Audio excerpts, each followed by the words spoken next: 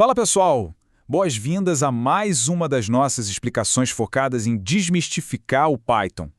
Hoje a gente vai bater de frente com o maior ponto de confusão para quem está começando em programação orientada a objetos, aquela mistura perigosa entre variáveis locais e atributos. Sabe quando o código quebra do nada e ninguém entende o porquê? Pois é. O objetivo desta nossa aula é trazer clareza absoluta para a arquitetura de sistemas e resolver isso de uma vez por todas. Vamos lá?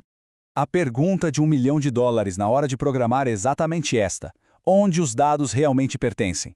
É super comum a frustração de perder uma informação importante no meio da execução ou ver dados se misturando de um jeito bem bizarro. O grande dilema aqui é descobrir o que pertence permanentemente ao objeto e o que deve existir só por um tempinho.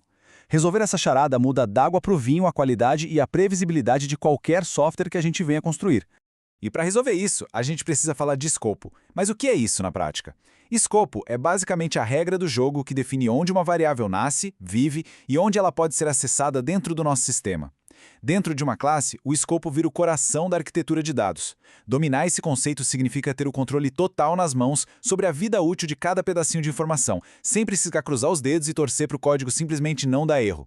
Olha só que interessante quando a gente coloca os dois lado a lado. A diferença entre eles é gritante. De um lado, a gente tem a variável local. Ela é tipo uma ampulheta, tem uma vida super curta e só existe dentro daquele método específico onde foi criada. Bateu o tempo, ela some. Do outro lado, a gente tem o atributo. Ele já funciona como um cofre de aço ancorado no objeto. Pertence a ele de forma permanente, segura e pode ser acessado de qualquer lugar da classe. É um detalhe que muda o comportamento do sistema inteiro. E para não ficar só na teoria, bora ver o código funcionando. Imagina um sistema de iluminação inteligente. Quando a gente cria uma classe lâmpada e declara as propriedades usando aquele famoso prefixo self, tipo o self.cômodo, a gente está construindo exatamente aquele cofre de dados que eu mencionei. Essa palavrinha mágica, o self, é como se a gente avisasse para o Python: ei, guarda essa informação com cuidado, isso é um atributo e precisa ficar trancado na instância para a gente usar mais tarde. O resultado prático disso é incrível. A gente ganha um bloqueio perfeito, uma verdadeira parede de isolamento. Se criarmos objetos totalmente diferentes, tipo uma lâmpada da sala e outra do quarto, as informações delas ficam perfeitamente separadas na memória. A primeira lâmpada não faz a menor ideia do que está acontecendo com a segunda. Ou seja, o escopo está aí justamente para garantir essa integridade e esse isolamento absoluto dos dados de cada objeto. Vamos fazer um comparativo rápido aqui, como se fosse uma depuração ao vivo. Prestem atenção na versão com o código errado. A variável Fahrenheit é criada sem o self. E o que acontece? Ela vira só uma variável local. Ela existe ali dentro daquele método e no instante seguinte desaparece como fumaça. Se a gente tentar acessar esse valor depois, o sistema inteiro quebra. Agora, olhando para o código correto, adicionar o self.Fahrenheit tranca aquela informação no objeto permanentemente. Chega de falhas por dados que somem no meio do caminho. Se for para anotar uma única coisa hoje, anotem esta regra de ouro. Com o self, a informação vira uma âncora, é um atributo firme e forte da instância. Sem o self, é igual a um gelo deixado no sol, uma variável local temporária que vai derreter e sumir logo logo. O verdadeiro segredo que separa um código frágil, que quebra por qualquer coisa, de um sistema altamente robusto, está no entendimento total dessa única palavra. E o mais legal de tudo é que essa regra vale para qualquer situação em qualquer software. Pensa num sistema de entregas. O self-destino precisa ser persistente, certo? A gente não pode esquecer para onde o pacote vai. Mas a variável valor, que só ajuda a calcular o frete ali na hora, pode muito bem ser temporária. A mesma lógica se aplica a um reprodutor de vídeo.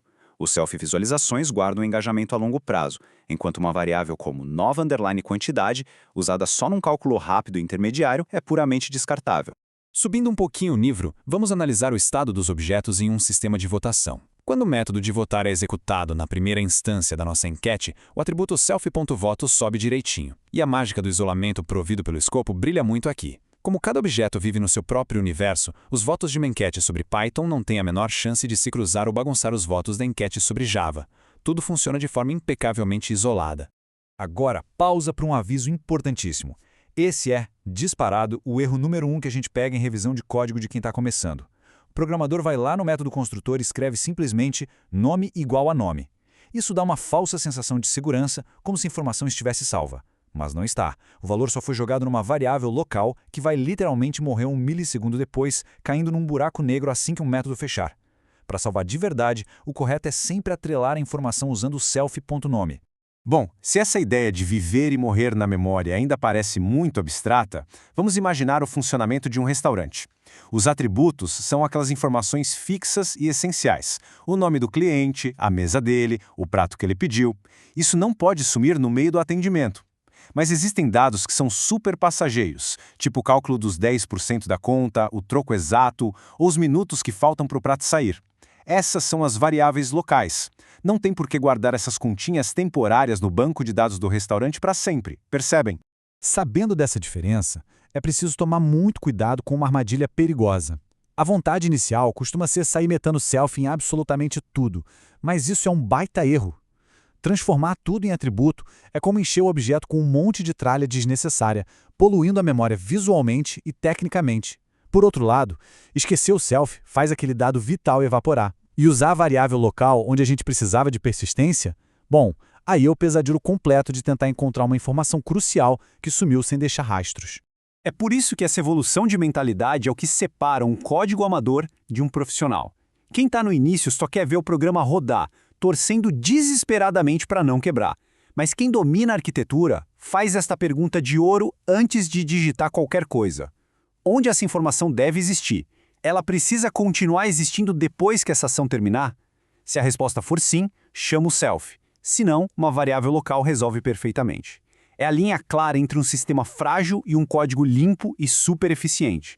Pessoal, se esta explicação destravou a mente de vocês sobre escopo e arquitetura no Python, tem um jeito muito simples de ajudar para que a gente continue entregando aulas pesadas assim. Curtir e compartilhar. O fortalecimento do nosso canal depende totalmente do engajamento de vocês que estudam e programam na prática. Aproveitem e já joguem nos comentários qual deve ser a próxima grande dúvida de código que a gente deve destrinchar por aqui. E claro, sigam a gente para não perder nenhum detalhe das próximas análises visuais, isso motiva demais a criação do conteúdo.